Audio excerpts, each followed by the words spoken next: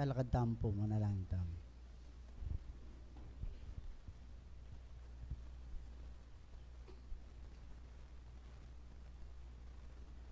O Diyos, amayupay aking sabla. Ginoong ini pong abakay ti mulit ikay pong mikakapatad. Makanyan kay pong pasibayong mitipon-tipon. Ginoo aldoya pong sabat karing kekeng balang biye. At layon milang gawan ding kekeng banala katungkulan keka. Ngini pong kapinanditan, ikay pong mikakapatad mamayin kaming metong akpasalamatan. Ganun Diyos, kagumda rin kaya kaming banala kapurian keka. Pablasang Ginoo karingaldo pong napon ang ganang ining kinabukas. Iningat siya po yung balang metong kaya kami. Ang ganang ining pinandit, paparaman nyo keng biyang pong sikanan. Ginoo malaya keng gagalo karing kekeng balang takbang. Salamat po Ginoo king grasyang pagkalubyo kilub na ningaldoldo kay kami. Halaki ang aliwang ay blas ampong ay ganti kareting dapat yung mangayap kay kami pa. Nung mo po Ginoo yung sambanda ka. Huling itipuyin kekeng banala katungkulan kay ko. Nganing pinandit Ginoo susut milaring balang kay kaming kasarilinan. Ginoo lawin nyo kay pong karapat dapat king kekong banalayarapan. Lipat na ning parati yung akakitampong ababatsawan ing makagawa keng pamikasala ka. King isip salitampon gawa. Ginuadwan miya po ing kekang banal apatawad. E yun o, bibilang kasalanan migpa. Nunay bilang yun na lang kayong tangan mingening elapaganapampong sakdal ding balang kay kaming kabyasnan. Ngayon pong kapinanditan Ginoo tulutan yung pawagasan nyo ring balang kay kaming puso ampon kaisipan. Igpambanal, iparandam yung banal yung presensya karing balang metong kay kami. Ngayon pinandit tandang pong patutu na kami ulila, na kami mibibili kingabla. Huling sinabi yung igpa manyawad kami mirinan kami. Katuking balang metong kay kami, nano man adwan mi ikapuy biyemo. King lagyunan ning kekeng balang tingga patungkulan. Nganing pinandit Diyos ko. Makahirap kami banting upayang gawan mila ring kekeng banala kapurian keko. Ginun Diyos, ikepong anak yu, telagayo kami karing balang kay kaming tingga patungkulan. Ikapuing memili banting upayang galman milan tunggal-tunggal din kekeng banala katungkulan keka. Tulutan yung pangatman yung keng kapibabatan kababanlub. Ginin Diyos ay sad-sad mila ang gaking kawakasan ding aking balang tungkulan. Agawa mila king mitmong kabanalan ay lang pamagkunwari. Ginun Diyos banting upayang panyatang na puning oras nung nuka ka rin Ginoo maging karingkengan pong anak yung talasuyo. Ngayon pong pinandit ay tiig pa. Tulutan yung ibudbudje in kabyasnan kagum na ning pamanalastas karing balang metong kaya kami. Banting upayang Ginun Diyos eke malyaring maliliking tirong dalan. Banting upayang halingap milang lubusan din kay kong banal akautusan. Layon milang abante ring kekeng pamirapat dapat. Igpambanal, manalangin kami. Ngayon abakay ti. Diyos ko ring kapatad ming ganap king karelang banal atungkulan ngayon abakay ti. Ikapuing manimuna, dinan mong tetagan, banting upayang itang banal mong kaburian, iya po'ing mapalyari, halwaing kekeng sariling kaburian ng pong kabyasnan. Igpao rin po, ding pinili mo karing dakal, at alete na ning banal mong upaya, nganing magkapilit lo karing karelang banal atungkulan, Diyos ko, panwanan mula, payupayan mula, antabayanan mula, karing balang karelang takbang. Ginoo, adwan mi pong ay bating dong ring karelang sarili, king karelang banal atong kulan. Igpambanal, ngayon nga ba kay ti, ning numan po ing ganap king kayang banal atong kulan, kabud luklukan ing kalam asidyamu, ing luklukan, naning kalam Diyos ko adwan mergo. Itubod me ing mapamatulang Espiritu Santo ang pengako mo kay kami. Banting upayang panyatang nakingkikeng palilibugtan, turo na kami king hanggang kaparalanan, tayra na kami king hanggang katutuan, king hanggang kayapan, uling Ginoo, iya manyabi king sarili ng kabiasnan, nune manyabi detang manong paybat kay kailang ibulalag na king aba kay ti. Gining Diyos, dakal pong dakala salamat, milangan, sambitlan, ding balang lalaman daring puso mi, uling kay kaginuwala naman pong makapampan. Iti puing kay kayang panalangin, Ginoo, tanggapan mo pong antimong mabanglungain king kay kong banala pagkarinan. At tanggapan na naman ning balang metong kay kami itang lihim yung kayablasan. Diyos ko, itingan po ipapamilatan mi king kay kang nakabugtong Jesucristong kay kaming tagapagligtas, king lukob at sawab daring mapamatulang Espiritu Santo, dakal pong dakala salamat.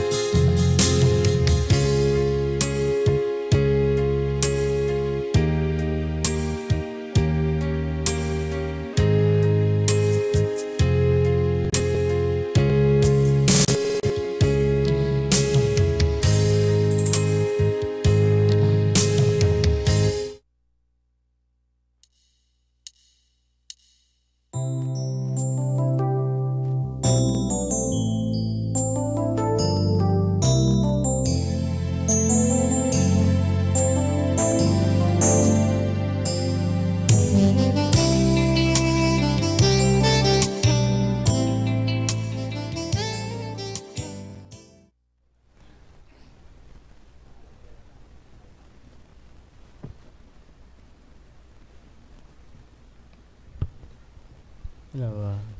Magandang umaga po mga magulang at kapatid. Nasa Bible study portion na po tayo.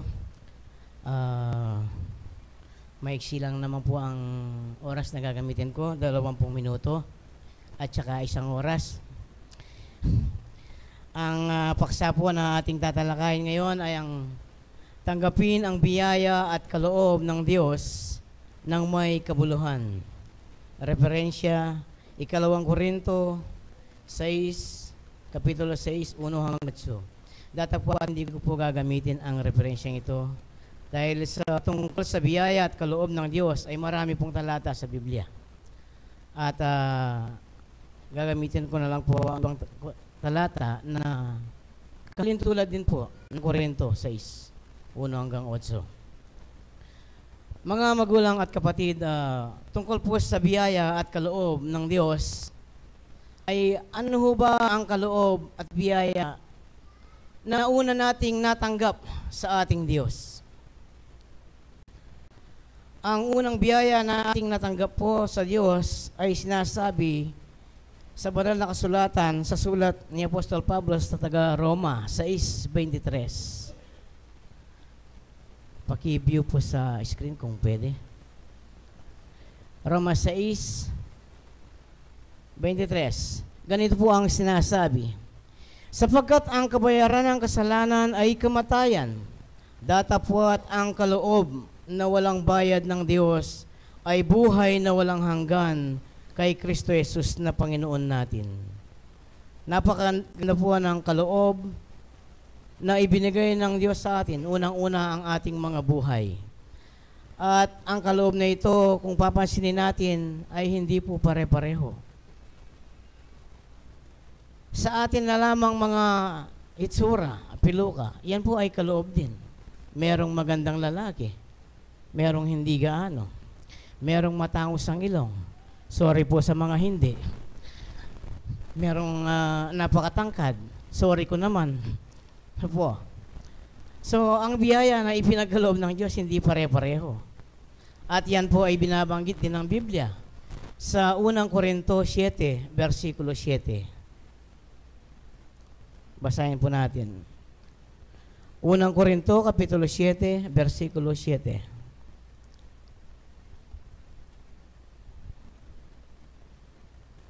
Ang sabi na po ni Apostol Pablo, kaya't ibig ko sana na ang lahat ng tao ay maging gaya ko. Punto. Maano ho ba si Apostol Pablo? Siya ho ay tumandang binata, hindi po nag-asawa. Ngunit ang bawat tao ay mayroong kanya-kanyang kaloob na mula sa Diyos. Ang isa'y ayon sa paraang ito at ang iba'y ayon sa paraang yaon. Naglingkod po si Apostol Pablo, binuhos na ang kanyang buhay nang siya ay tawagin ng Diyos sa daan ng Damasco. Nang mabulag ang kanyang mga mata, 3 araw, 3 gabi, hindi siya uminom at hindi siya kumain at siya ay nanghina.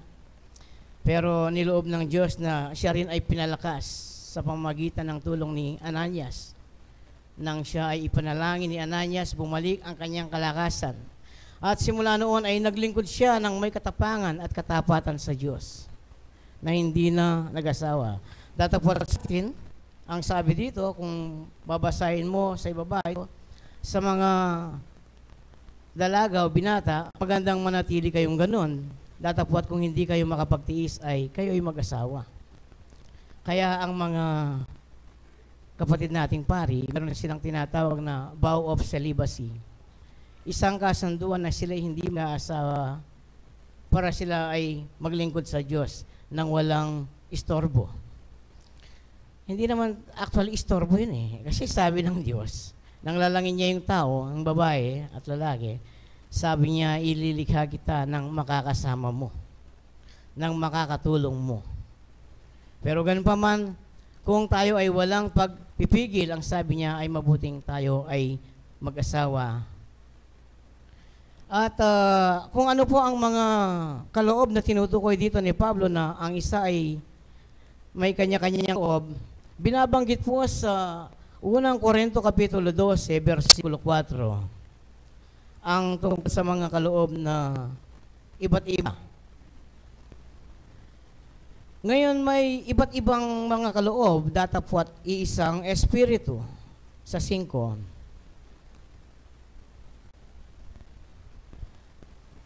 At may iba't ibang mga pangangasiwa, datapwat iisang Panginoon. 6 po. Hanggang 8 po ito. At may iba't ibang paggawa, datapwat iisang Diyos na gumagawa ng lahat ng mga bagay sa lahat. Sa 7 po. Datapwat sa bawat isa ay ibinigay ang paghahayag ng Espiritu upang pakinabangan naman. Minsan po, meron sa atin mga kapatid na siya ay biniyayaan ng karunungan, katalinuhan. Pwede siyang maging magaling na talateksto. Datapwat hindi niya ginagamit.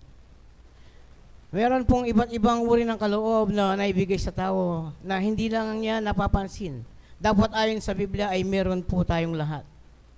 Yung aking kaibigan, na-experience niya na siya ay nakapanggamot. At nagtaka siya, bakit niya nagamot yung tao. Hinawakan niya lang, hinilot, at gumaling yung may sakit. Ang nangyari pa, yung may sakit na gumaling ay nagyayapa ng ibang pagagamot. So, madalit salita, ginamot niya rin at napagaling niya. At nung may lang mga sandali, mga gabi, napag-isip-isip niya na bakit niya napagaling yung tao. Dahil meron pala siyang kaloob sa pagpapagaling. Ang ibig ko pong sabihin nito ay, tayong lahat ay meron yan. Kumbaga sa isang halaman ay dapat lang natin na gambulan. Sa amin po sa Pandan, kung saan po ako nanggaling, sa mula ng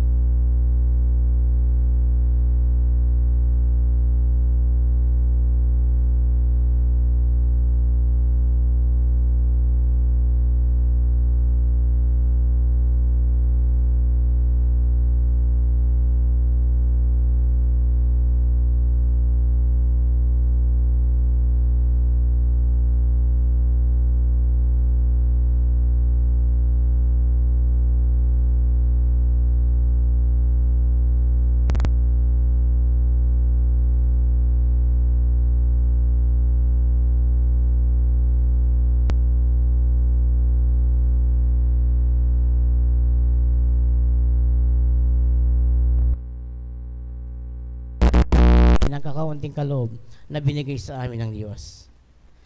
Ang iba't ibang kaloob ay marami, kagaya po ng ating mga naging kabataan, umahintang na umawit kanina lang. Kahit isa kang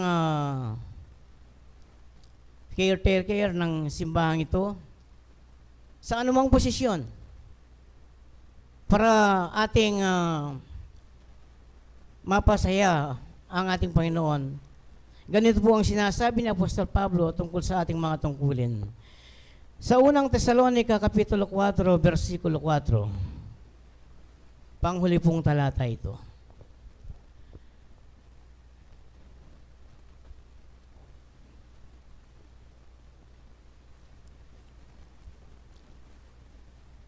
Unang Korinto, Kapitulo 4. Tesalonica. Sapagkat wala akong nalalamang. Unang Tesalonica, Kapitulo 4, versikulo 1. Katapos-tapusan nga, mga kapatid, kayo aming pinamamanhikan at inaaralan sa Panginoong Yesus na ayon sa tinanggap ninyo sa amin, na kung paano kayo'y dapat magsilakad at magbigay lugod sa Diyos na gaya ng inyong paglakad upang kayo'y magsipanagana ng higit at higit. Sa 2, sapagkat talastas ninyo kung anong mga tagubilin ang ibinigay namin sa inyo sa pamamagitan ng Panginoong Hesus. Sa Kapampangan po ay mas malinaw. Ang sabi doon, kung papaano kayong dapat, nung makanano kong dapat lumakad at patula king Diyos, makanyan kong lumakad. Anya, nung makapatula ka king Diyos, kapamilatanan ni kaya kang boses, makanyan kang lumakad. Nung makapatula ka king Diyos, kapamilatanan ng pamamahala, makanyan kang lumakad. Maging ing mababang posisyon. Dito po biyayala at pagkakataon abinyanan ng Diyos kaya katamuan na dapat tala pong pagyamanin. Uling dito ilaring kaya katamong tipahan at pagkitanggapan kaya tang metong a Diyos. Hangganan kaya po yung kanakong makuyala pa magipagmanano kaya kayo dakal pong dakal salamat king Diyos at salamat kaya kayo wanti mo rin.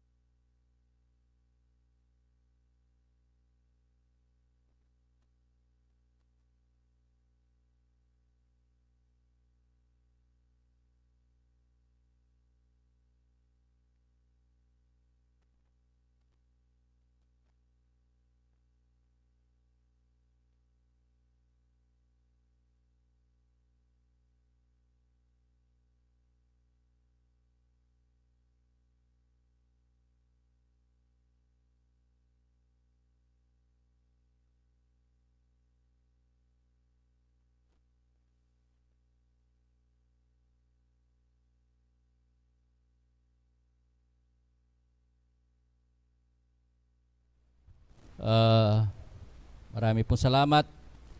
At kung kailan po kami nagkaroon ng meditation ng mga medium, sila, no po, doon na walang gumanap, no po. Kagabi kasi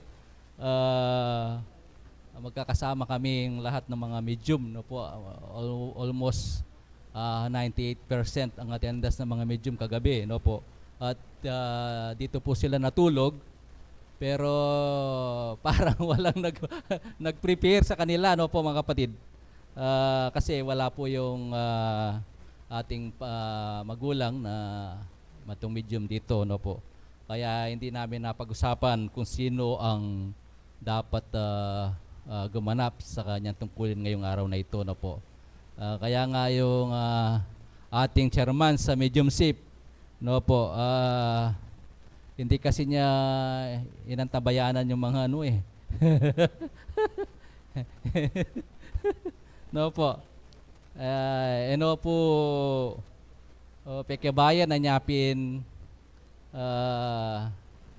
naulila tayo sa mga medium ngayong araw na ito, no po. Ganun pa man, marami naman pong medium katulad ng ating kapatid kung saan po ay binigay niya po ang isang magandang pag-aaral, kapatid na Noel Carbonco, no po, kung saan tinalakay niya po ang ating paksa, napakaganda pong paksa, no po, binigay po niya sa atin, no po, kung saan kanya pong binigay ang magandang pag-aaral sa atin, no, mga kapatid, kung saan ang ating paksa ngayon ay tanggapin ang biyaya at kaloob ng Diyos na may kabuluhan, no po. Alam niyo po, ang bawat isa sa atin, kagaya po ng sinabi ng ating kapatid, may kanya-kanya po tayong kaloob na biyaya, no po, na pinagkaloob sa atin ng Diyos, na ang isang bagay na napaka-importanteng biyayang natatanggap natin, mga kapatid, ito po ay ang ating lakas, no po, kalakasan, na walang sakit at nagagawa natin ang mga tungkulin natin. Ito po ay isa ng malaking biyaya para sa atin, no, kapatid, na kahit hindi man gaanong karami, kaluho ang iyong pamumuhay, basta ang lakas ng pangangatawan, no po, at hindi ka nagkakasakit, ito na po ay isang magandang biyaya, no po, para sa atin. Kaya po, ang ating kapatid gayon din, inilarawan niya rin ang mga iba't ibang kaloob, no po, sa atin, no po. Kumisan talaga, may kapatid tayong may kaloob na magaling talagang sa pagsasalita. Kumisan kahit hindi naka-prepare, pag binigyan mo ng pagkakataon para magbigay ng pag-aral, sigurado pong may maganda siyang may masasabi sa atin, no? Dahil siya ay mayroong kaloob sa pagsasalita, no po. Gayun din, alam niyo po, bawat isa sa atin may kanya-kanyang kaloob ng ang Diyos sa atin, no po, na biyaya sa atin. Kanya-kanya lang, no po. Kumisan sa ibang larangan, no po, na nagagawa natin, mga kapatid. Kaya po maganda po yung palagi tayong nagkakaisa para lalo nating magampanan ang ating tungkulin sa Diyos. Ngayon po sa ating mga choir.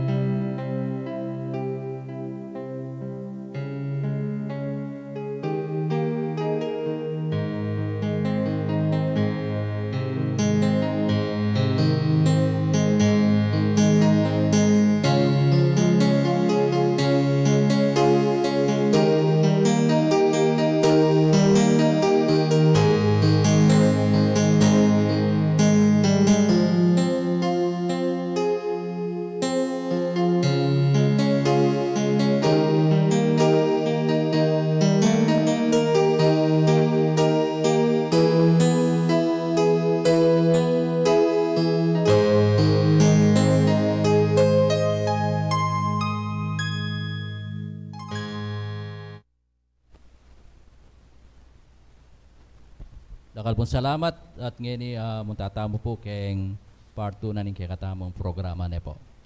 At burikaw pong balita kay kayo